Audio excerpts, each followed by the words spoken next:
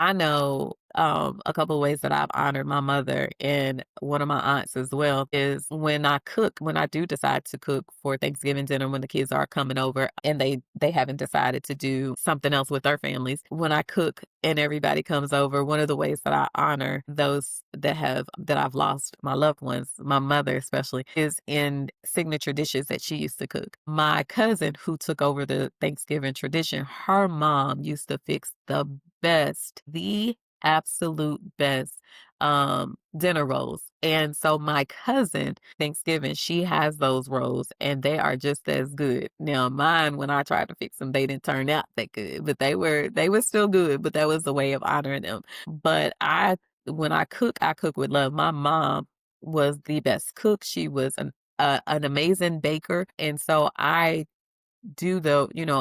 try to keep those traditions alive by doing that as well. So I'll honor her in that way.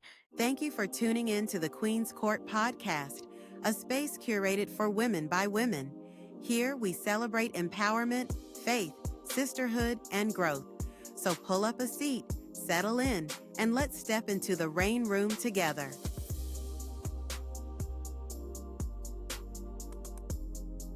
Hey, Queens. Hey, family. Welcome back to the Queen's Court and happy Thanksgiving to everyone listening. So today's episode is inspired by a post that I saw yesterday that made me say, wow, this is so true. The post read, once the glue of the family passes away, holidays just aren't the same anymore.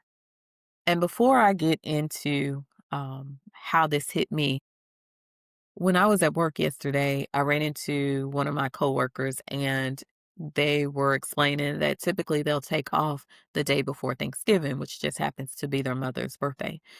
And they talked about how the holidays hit differently when they've lost or when you've lost a loved one. And I can definitely relate to that because I know how differently they hit for me and they still do. And you find yourself in in those moments of quietness or stillness, and you remember what the holidays used to be like when that person was still there. And sometimes they'll bring a smile on your face or to your face. Other times they'll bring tears to your eyes. But just thinking about that. And when I read that post, it made me think about, my mother, because to me, my mother was the glue to the family for us. She passed away before text messaging was even a thing, so there was no, group text messages about Thanksgiving dinner and who was bringing what size and what time we needed to be there or whatever. There was none of that. So it wasn't like a group chat went silent. The energy did. The planning didn't stop. The invitations didn't slow down. For me, I just felt differently about it. So it wasn't technology that held us together. It was her. It was her voice. It was her warmth. It was her presence. It was her ability to make family feel like home. And when she was gone, that connection shifted. And not because people stopped caring, but because the person who held it all together for me was no longer there. When I think about when I was a kid growing up, Thanksgiving had a rhythm to me. It had a heartbeat. And that heartbeat was my mother and my aunt's house. Every year, for as long as I can remember, we go to my aunt's house for Thanksgiving, and everybody came. There was 4 sisters and 1 brother or 2 brothers, so all of our families came. So it was my mom and her kids, and each family brought a dish. And those who couldn't cook, because every family has one, them people were assigned to paperware and listen. That food was everything. It gave me life. And it was the kind of food that you prayed was on the menu all year round. So we would go to my aunt's house. And she had a huge basement. Her house was big enough to accommodate all of us, but in the basement was where we all gathered for Thanksgiving. And I remember she had this big bar, and even though I couldn't drink cocktails at the time because I was too young, but I loved the bar. And just watching my older cousins and my aunts and them fixing cocktails, they had a really good time, and we always laughed, there was music, and we just ate until we got full, but we enjoyed every moment that we shared together. And so that was my childhood. That was the tradition. That was Thanksgiving. When um the losses began, my aunt passed, my mother passed, my grandmother passed. Somewhere, somehow, it all stopped, and I can't remember a specific moment, and I can't remember, there being like a big disagreement. It just faded. The pillars, the women who breathed life into the family traditions, they were gone. Some of my older cousins tried to pick up where the elders left off, and I mean, I thank God for them. God bless them for that because they wanted to keep the traditions alive, and they did, and they still have. And even though it continues, it doesn't feel the same for me. And it wasn't because it wasn't the same. It was the people who made the traditions what it was for me. My mother was the one who made sure that we went every year. She knew what we was bringing, like what she was responsible for, because again, we were too young to cook, my brother and I. But and my sister went with us, and everybody, our whole family would go. But she was the cook. Everybody in our family can cook. So she was responsible for her dishes, but she made sure that we got up, that we were all dressed and ready to, get in the car and head out to my aunt's house. And she would make sure that we got the pots that we needed to take. So it's like, get up, get ready. Don't forget to grab that pot as we're leaving out the door. So she was the one that made sure, like I said, that everyone went every year. Once she passed, that sense of obligation went with her because I didn't feel obligated to go anymore after she passed away. Now, I went when I could, or even when I felt like it, but something in me shifted, and I didn't feel the same pull that I had all of those years prior, when she was alive. And it wasn't out of anger, it was just different because what I realized is that grief changes the way that people show up. When my kids were younger, we would visit several places on Thanksgiving, the in-laws, their grandparents' houses, and we would frequent my cousin's house as well.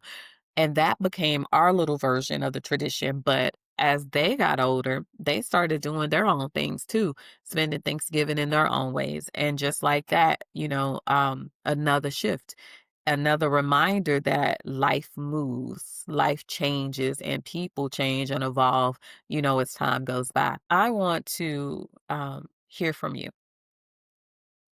The holidays are, sorry, I want you to hear me. The holidays are allowed to feel different after you lose somebody. You don't have to force joy. You don't have to pretend like everything is fine. And we don't have to participate in the traditions that don't or no longer bring us peace. And I'm not saying that they are chaotic. I'm just saying if you feel differently, it's okay for you to feel that way. Because when the glue dies or when that person passes away, a lot of us feel pressure to become the glue. um, I didn't feel that, and but I do remember asking myself once my sister passed, because, when my sister after my mom passed and we stopped going to the cousins, when my sister was alive, she would have dinners at her house and we would go there. But then when she passed, it was like, okay, so do I have to host now? Do I need to bring everybody together? How do we keep the peace? And how do I carry the weight that they carried? And the truth is, that's heavy, especially when you're still grieving the very person who held it together for you or held you together. Sometimes someone else does step up. Like I said, for us, it was my cousin. Sometimes for other people, it might be a sibling or an aunt, but the glue is still different. Sometimes the family might drift, and not because of drama, but because of life. And the person who was the glue that held everybody together is not there to do that. So the family starts unraveling. And like I said, they begin to drift. Sometimes you do become the glue without even realizing it, but choosing not to be the glue is just as valid. And that was it for me. Um, we can't replace the people that we've lost, and we don't replace them. We don't recreate the past because the past is just that. It's no longer.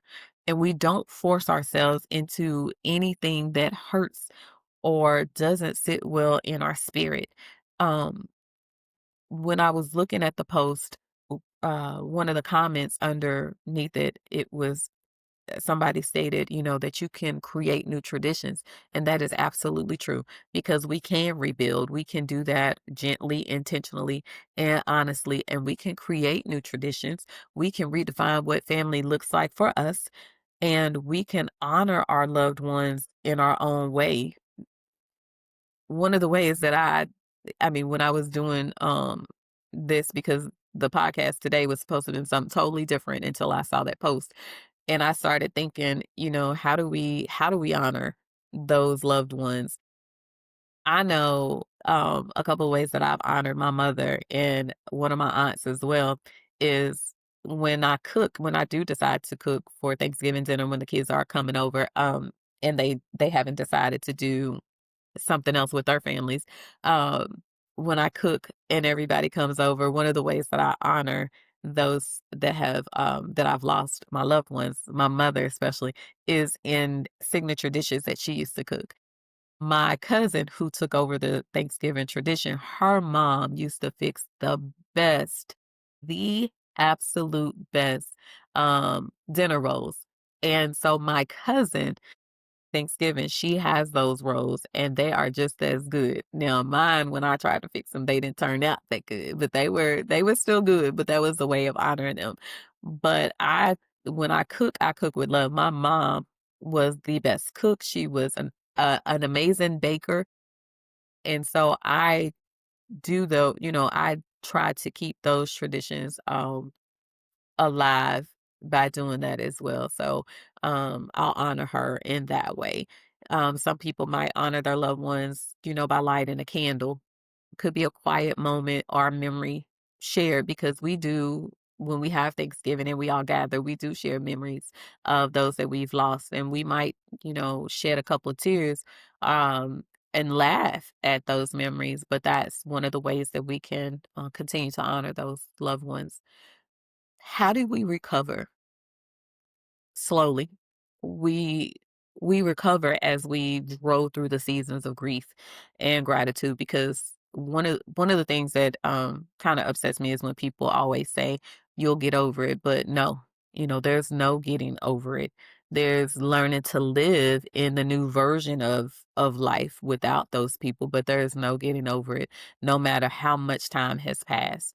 There's still for a lot of people, a empty space or a hole in the heart where that loved one or that glue once occupied. So we slowly, there's no getting over it, none. But we do learn to live with it as time passes. So there are some questions that I have for you, my listeners. If you are in a season where you have lost the glue to your family, who was that glue for you? How did your traditions change after they passed? Did someone else step into that role or did no one step into it? What new traditions are you creating for yourself now? And what does your heart need this season? Um, on this Thanksgiving, I want to honor the ones that we've lost, the ones who has shaped us, guided us, and poured into us with a love that time cannot erase. Like I said, for me, that was my mother, my brother, and my sister.